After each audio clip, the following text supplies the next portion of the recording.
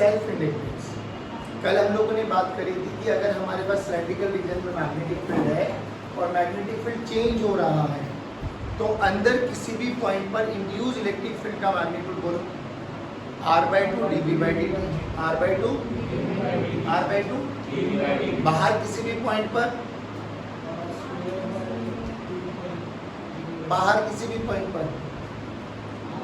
r²/2 r² dV/dt। नहीं आया? ये समझ में आने चाहिए आपकी बात।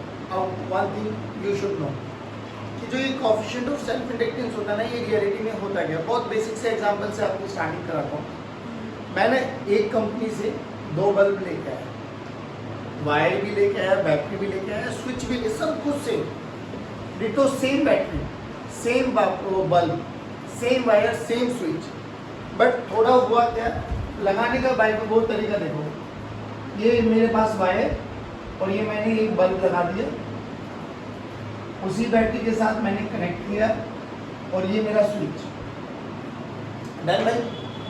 दूसरी बैटरी भी बिल्कुल सेम, सब कुछ सेम बच्चों।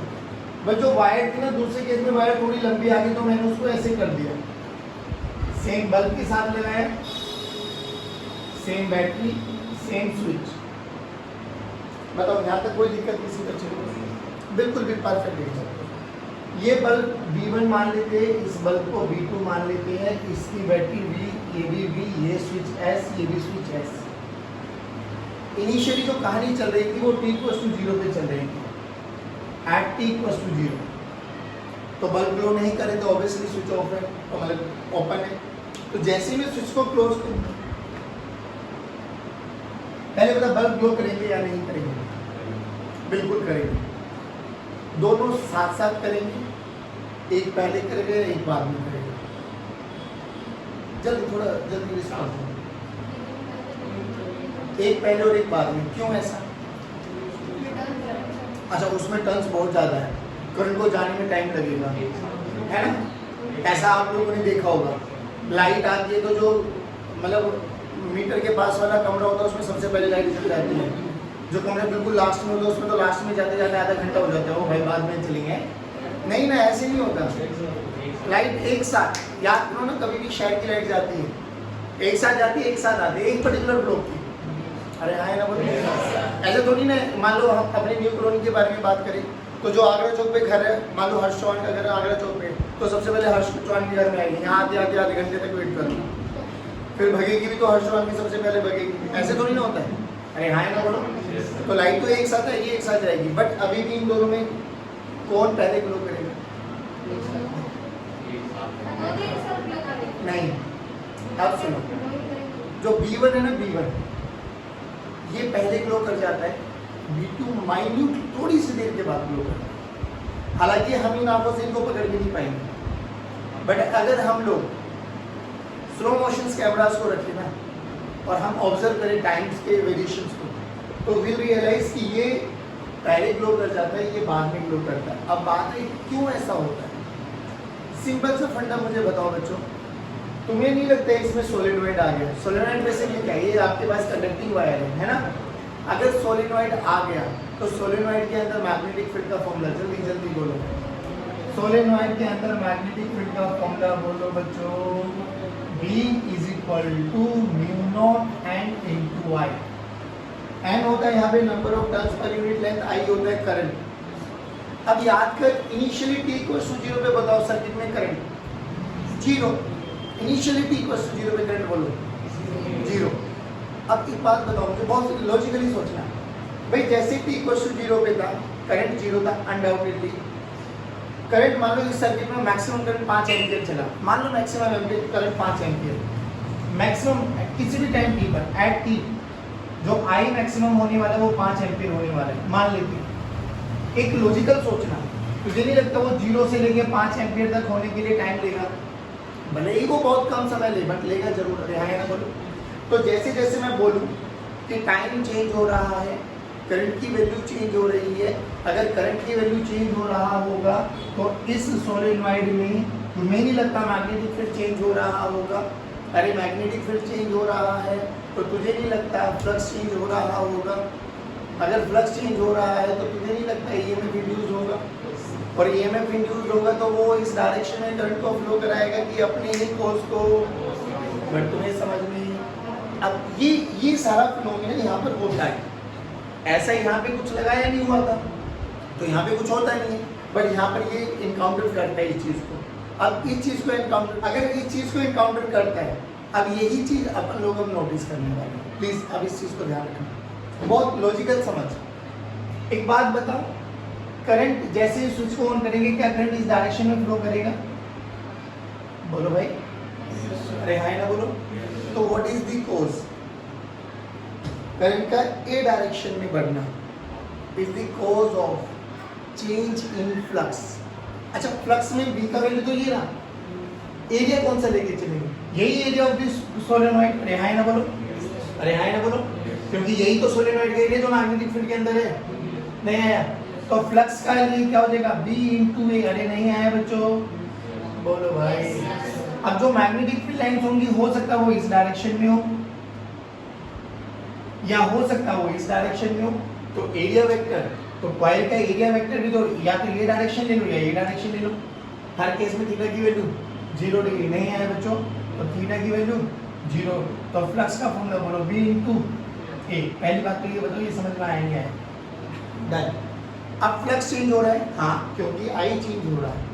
आई चेंज होगा तो बी चेंज होगा, बी चेंज होगा तो फ्लक्स चेंज होगा, फ्लक्स चेंज होगा तो ईएमएफ इंड्यूस होगा, और ईएमएफ इंड्यूस होगा तो वो करंट को ऐसी डायरेक्शन में बहाएगा कि अपने कोर्स को अपोज करे। सोच के देख, इसके दोनों एंड्स के सोलेनॉइड्स के दोनों एंड्स के क्रॉस क्या डेवलप हो जाएगा? ईएमएफ। उसको बोलते हैं बैक ईएमएफ। क्या बोलते हैं? Back EMF. अब बैक ईएमएफ की कौन सी पोलैरिटी हाइयर होगी, कौन सी पोलैरिटी लोअर होगी, अभी बताता हूँ। मान लो ये पॉइंट ए है, ये वाला पॉइंट बी है।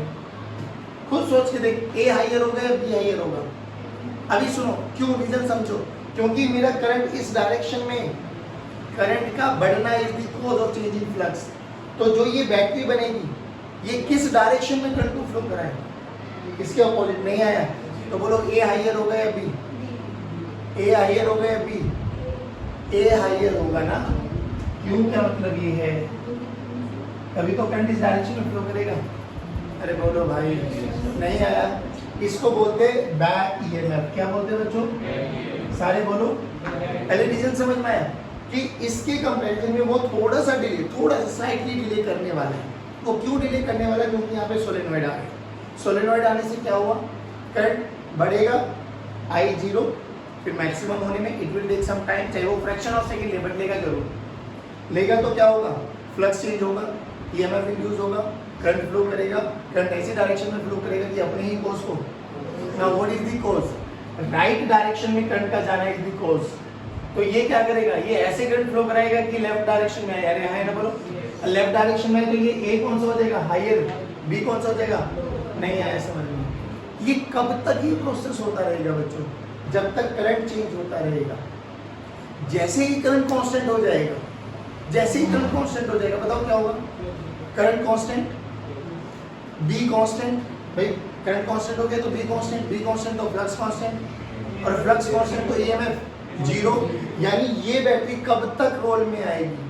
केवल और केवल जब तक करंट बढ़ रहा होगा या घट रहा होगा। बट तुम्हें समझ में नहीं आया? पक्की बात। तो जब तक ये बैटरी आएगी, तुझे नहीं लगता ये बैटरी करंट को जाने नहीं देगी? अरे हाँ ना बोलो। अगर ये बैटरी आएगी, जब तक ये बैटरी रहेगी रोल में, और ये बैटरी कब तक रोल में रहेगी? जब तक करंट चेंज हो रहा होगा। और जैसे ही करंट कांस्टेंट हो जाएगा, तुझे नहीं लगता ये बैटरी हट जाएगी? अरे हाँ ना बोलो, अरे हाँ ना बोलो। और जैसे ही वो बैटरी हट जाएगी, तुम्हें नहीं लगता बल्ब ग्लो करने लग जाएगा? तो इसमें और इसमें कितना फ्रैक्शन ऑफ सेकंड आएगा? जब तक ये बैटरी रहेगी, जब तक तो ये ग्लो करनी नहीं देगी। लेकिन जैसे ही ये बैटरी हट गई तो ये भी ग्लो करने लगेगा। नहीं आया बच्चों? पक्की बात। आप सुनो, जो ये सोलेनॉइड है ना, सोलेनॉइड, इसको अब एक नया नाम दिया गया जिसको हम बोलते हैं इंडक्टर। क्या बोलते हैं?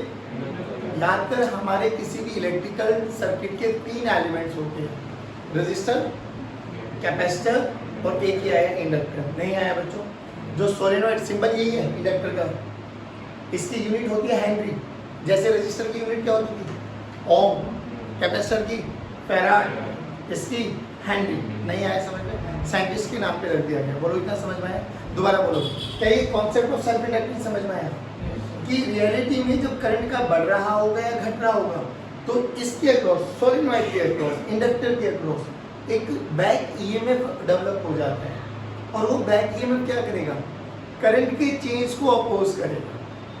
करंट बढ़ रहा होगा तो रोकेगा, करंट घट रहा होगा तो सपोर्ट करेगा। सेम वही लॉजिक है, बढ़ रहा होगा तो अपोज करेगा, घट रहा होगा तो सपोर्ट करेगा। अरे हाँ ना बोलो।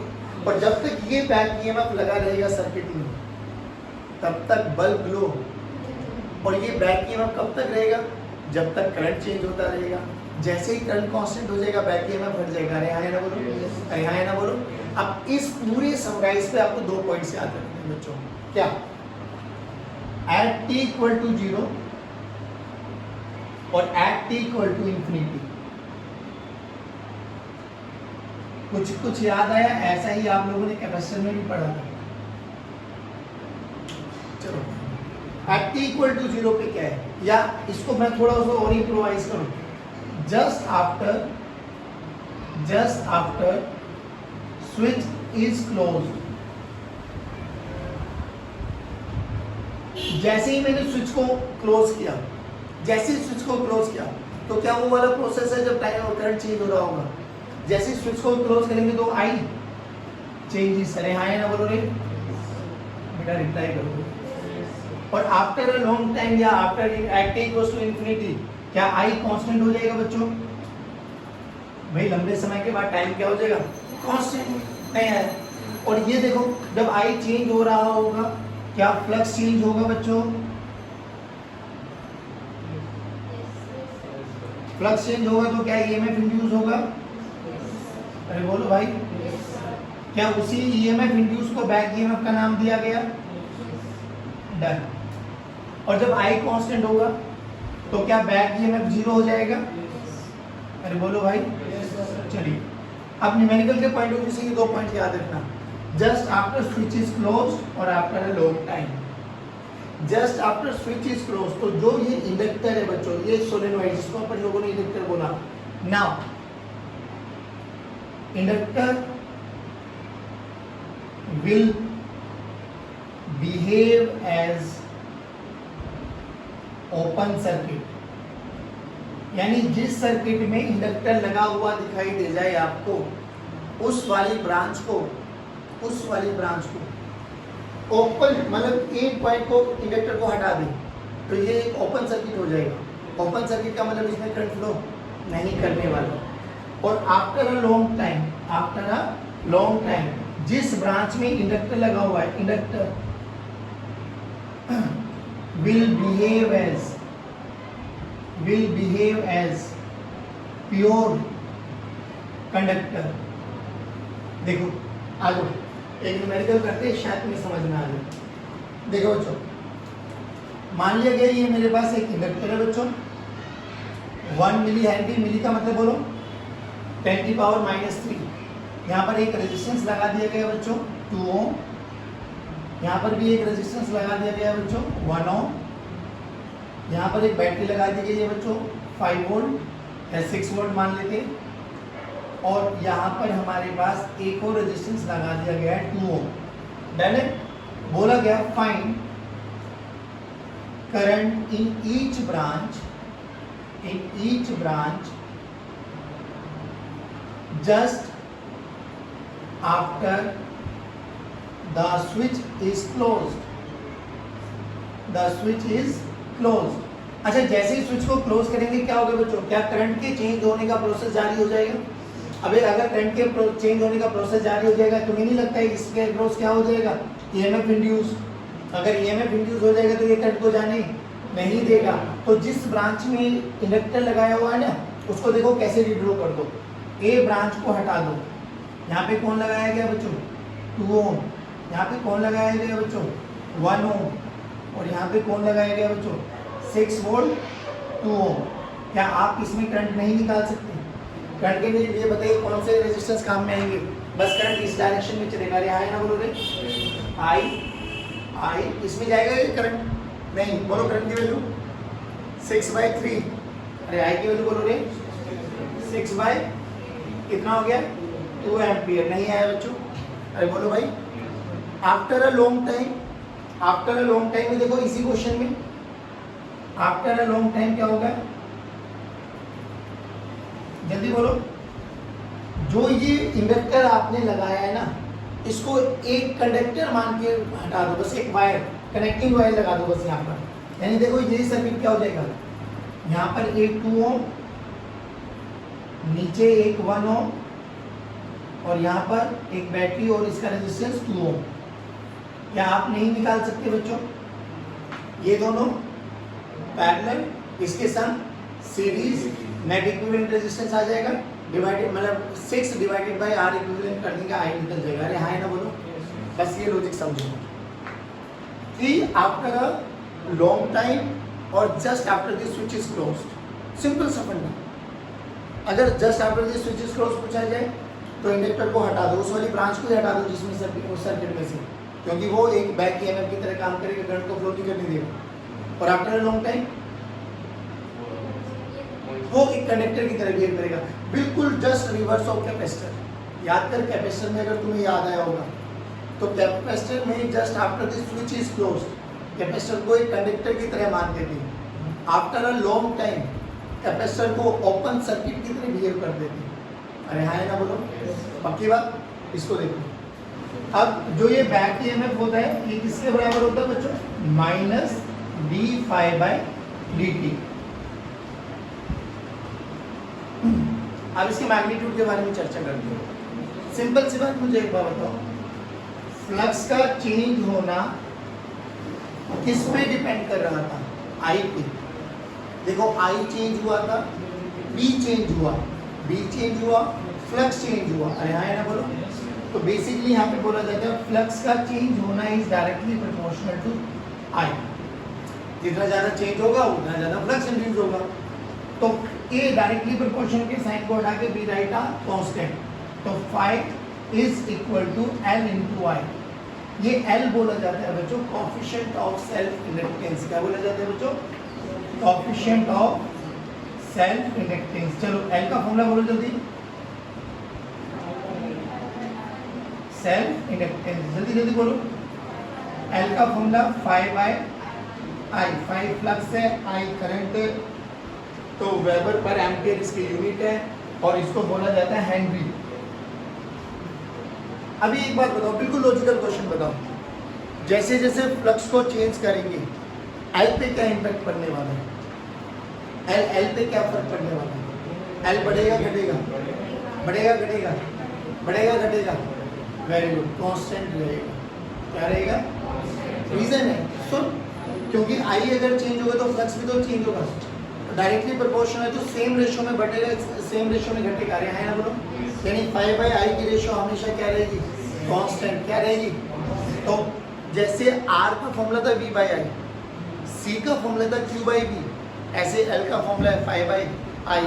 ना तो आर बी आई पे डिपेंड करता था, ना सी क्यू और बी पे डिपेंड करता था, similarly in the same fashion ना एल डिपेंड करेगा फाई और आई।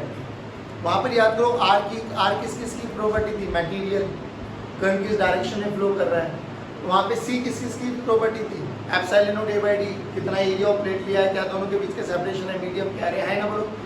Similarly in the same fashion L भी ऐसे ही डिपेंड करता है। अब यहाँ पे देखो फाई की वैल्यू उठा के यहाँ पे रखो, तो बैक ईएमएफ का फॉर्मूला बोलो, माइनस डी, फाई की वैल्यू बोलो बेटा L I by D T. L तो कांस्टेंट है बच्चों, एल को बाहर लेके आ जाओ, तो बैक ईएमएफ बोलो कितना आ गया बच्चों, minus L D I by D T. अरे बोलो भाई, minus L D I by D T क्या है, rate of change of current. अरे है ना बोलो, करंट के रेट का चेंज एक सेकंड में कितना चेंज, क्या चेंज हो रहा है, D I by D T, that is back EMF. Again very important formula, याद रखिए। और मैग्नीट्यूड के बारे में बात करेंगे तो बच्चों मैग्नीट्यूड क्या हो जाएगा, E B this is equal to L D I by D T. बहुत सिंपल सा फंडा है, याद करो। अब यहाँ पे देखो एल की वैल्यू निकालनी है, मान लो ये हमारे पास एक सोलेनॉइड है बच्चों, ठीक, इसमें करंट बह रहा है आई, इसकी लेंथ ले ली हम लोगों ने एल, ठीक, इसमें नंबर ऑफ टर्न्स ले लिया हम लोगों ने कैपिटल एन, और स्मॉल एन हम लोगों ने ले ली स्मॉल नंबर ऑफ टर्न्स। इसका एरिया ऑफ क्रॉस सेक्शन ले लिया हम लोगों ने ए। एन क्या है जल्दी बोलो? Total number of turns. क्या बच्चों? Total number of turns. Very good. Small N क्या है बच्चों? Number of turns per unit length. Number of turns per unit length नहीं आया बच्चों। और एल क्या है बच्चों आपके पास? Length of the solenoid. क्या है बच्चों? लेंथ ऑफ द सोलेनॉइड नहीं आया बच्चों। ए क्या है बच्चों? Area of cross section. A क्या है बच्चों? Area of cross section. चलिए अब मुझे एक बार बताओ, मुझे ना एल की वैल्यू निकालनी है। एल का मतलब क्या है? 5/i। एल का मतलब क्या है? 5/i। देखो ध्यान से, एल का मतलब है 5/i। क्या करो, इस सोलेनॉइड में टोटल फ्लक्स निकाल लो। फ्लक्स पता लग जाएगा, डिवाइडेड बाय आई कर दो, दैट्स इट, खत्म। अब एक बार बताओ, अगर यहाँ पर मैग्नेटिक फील्ड है B equal to mu naught N into I, ठीक, और देखो ए डायरेक्शन में चल रहा है, करंट की डायरेक्शन ये मान लो, थोड़ा बढ़िया लगेगा, देखिए ध्यान से। तो करंट ऐसे चल रहा है बच्चों, अगर करंट ऐसे डायरेक्शन में चल रहा है तो मैग्नेटिक फील्ड इस डायरेक्शन में है, और हम ये मान के चलते हैं कि मैग्नेटिक फील्ड यूनिफॉर्म है। अरे हाँ या ना बोलो रे? चलो, मैग्नेटिक फील्ड इस डायरेक्शन में, और एरिया वेक्टर भी इसी डायरेक्शन में मान लो बच्चों। बोलो भाई, हाँ, एरिया वेक्टर भी इसी डायरेक्शन में मान लो। थीटा बोलो, थीटा बोलो, बहुत बढ़िया। इस एक अकेली इस कॉइल में फ्लक्स कितना? B इंटू ए, cos 0 की वैल्यू 1। ऐसी ऐसी कितने टर्न्स है? n, तो टोटल फ्लक्स कितना बन गया? n into B into A. नहीं आया बच्चों, तो बोलो टोटल फ्लक्स बोलो n into B into A. क्या cos 0 1 हो गया? अच्छा, what is the relation between छोटा n एंड बड़ा n? छोटा n this is to capital N by L, या you can say capital N is small n into L। अरे नहीं आया रे, रखो वहां पर। टोटल फ्लक्स देखो बच्चों, N into L into B into A, done है बच्चों? अरे बोलो भाई, अरे बोलो भाई। अब B की वैल्यू क्या है? Mu naught into N into I, रख दो। चलो, फ्लक्स टोटल देखो, N into L into mu naught into N into I into A, ये फ्लक्स आ गया। क्या इसको मैं डिवाइड बाय आई कर दूं, ये इंडक्टेंस आ जाएगा? डिवाइड बाय आई करो, देखो आई नहीं आई को, तो देखो L की वैल्यू क्या आ गई? Mu naught N square A into L। बहुत अच्छा न्यूमेरिकल, बहुत अच्छा फॉर्मूला। इसकी इंपॉर्टेंस समझो क्या है। L क्या है? Basically length of the solenoid. N क्या है? Number of turns per unit length. Mu naught क्या है? मीडियम। A क्या है? Area of cross section of the coil. यानी जैसे जैसे L को चेंज करने के देखो फैक्टर, मीडियम चेंज कर दो, N चेंज कर दो, L चेंज कर दो, area of cross section change कर दो। अब मीडियम कैसे चेंज कर सकता हूँ, सोच के देख। जो ये है ना, ये आपके पास सोलेनॉइड, मान लो मैंने इसमें कोई भी आयरन रॉड ली और इसके अंदर इंसर्ट कर दिया, तो तुझे नहीं लगता मीडियम चेंज कर देगी? अब मीडियम चेंज कर दे तो तुझे नहीं लगता म्यू नॉट चेंज हो जाएगा? याद कर, वहाँ पे पढ़ा था हम लोगों ने epsilon r, mu m, epsilon m और एप्सिलॉन नॉट। क्या रिलेशन था तीनों में? Epsilon r is equal to epsilon m by epsilon nought. Same ऐसा ही यहाँ पर भी एक फंडा है, जल्दी बोलो क्या? Mu r is equal to mu m by mu nought. अरे नहीं आया, म्यू m की वैल्यू देखो क्या हो जाएगी? Mu r into mu r क्या है? Relative permeability. म्यू नॉट क्या है? Permeability of free space. Mu m क्या है? Permeability of medium. सोच, अगर इसमें मीडियम इंसर्ट कर दिया जाए तो इंडक्टेंस इन मीडियम बोलो mu naught mu m N square into A into L। मुझे नहीं लगता मीडियम के चेंज करने से L की वैल्यू बढ़ जाती है? अरे हाँ ना बोलो, अरे भाई म्यू आर आएगा ना, mu R, very good, mu R आएगा ना, लिट, और म्यू आर आपको कोई ना कोई गिवन होगा। अरे हाँ ना बोलो, डन बच्चों। पक्की बात, इसको बोलते हैं हम सेल्फ इंडक्टेंस। अब नाम सुनो, सेल्फ क्यों बोला गया? करंट भी इसी में दे रहे हो, फ्लक्स भी इसी में इंड्यूस्ड हो रहा है. That is why this is known as concept of self inductance. जल्दी बोलो बच्चों, आया नहीं आया समझ में? अरे बोलो भाई, फॉर्मूला बोलो. एल का क्या आया? L this is equals to mu naught into L square into A into L. क्या L phi और I पे डिपेंड करता है? नहीं, phi और I दोनों एक दूसरे के डायरेक्टली प्रोपोर्शनल है. अगर phi बढ़ाओगे तो I भी बढ़ेगा, सेम रेशियो से बढ़ेगा, सेम रेशियो से घटेगा. नहीं आया समझ? Please make a note. सुनो भाई, एक दो डाउट है वो देख लो. 13 क्वेश्चन देखो. A proton and an alpha particle both enter a region of uniform magnetic field B moving at right angle to the field. तो ये पक्की बात है, B और B में कितना एंगल है? 90 डिग्री. बोला गया if the radius of the circular orbit for both the particle is equal, दोनों का रेडियस सेम है भाई, and the kinetic energy required by the proton is 1 mega electron volt, the energy required by the alpha particle will be. देखो ध्यान से, पहली बात तो सिंपल सी बात है, आप लोगों ने जनरल फॉर्मूला याद कर लो. ये आपके पास मैग्नेटिक फील्ड है बच्चों, और यहाँ पर एक प्रोटॉन, ऐसे लिखता हूँ मैं, ध्यान से देखो, mass of proton, charge of proton और moving with velocity v enters in a region of magnetic field b. Similarly एक कौन है बच्चों? Alpha particle. तो उसका मास अल्फा ले लेते हैं, चार्ज q अल्फा ले लेते हैं, और वेलोसिटी अभी भी v है. बोला गया है दोनों का रेडियस सेम है. रेडियस बोलो किधर लगेगा? जिधर फोर्स होगा फोर्स किधर लगेगा? मम्मी पापा बेटा वाला कॉन्सेप्ट लगाओ. दोनों पॉजिटिव चार्ज है तो दोनों पे फोर्स ऊपर की डायरेक्शन में लगेगा.